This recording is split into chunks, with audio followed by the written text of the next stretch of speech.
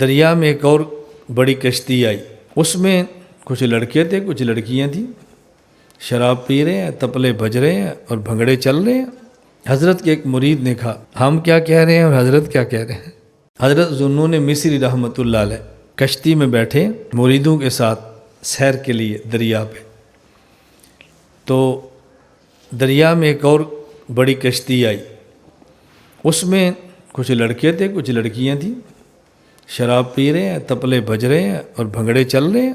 وہ اپنا ڈانس اور اپنا میل موجہ اپنا وہ موج میلہ منا رہے تھے۔ حضرت کے ایک مرید نے کہا حضرت ان کے لیے دعا کرو۔ حضرت نے کہا یا اللہ آپ نے ان کو دنیا میں خوش رکھا ہے، ان کو آخرت میں بھی خوش رکھنا۔ مرید حیران ہو گیا، ہم کیا کہہ رہے ہیں اور حضرت کیا کہہ رہے ہیں؟ کہ اللہ ان کو دنیا میں خوش رکھا ہے، آخرت میں بھی خوش رکھنا۔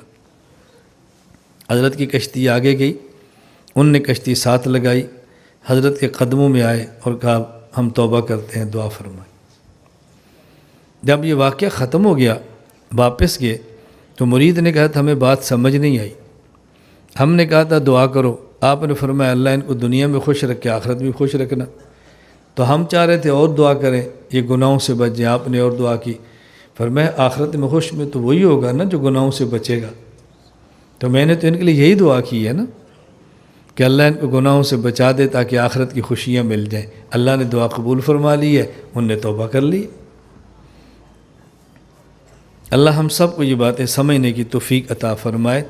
تو میں پرسوں سے اس بات پہ زور دے رہا ہوں کہ دین اسلام کیا ہے، ایمان کیا ہے، ایمان کے تقاضے کیا ہیں، ہم اس کی قدر کریں۔ قدر اللہ ہم سب کو بات سمجھنے کی توفیق عطا فرمائے۔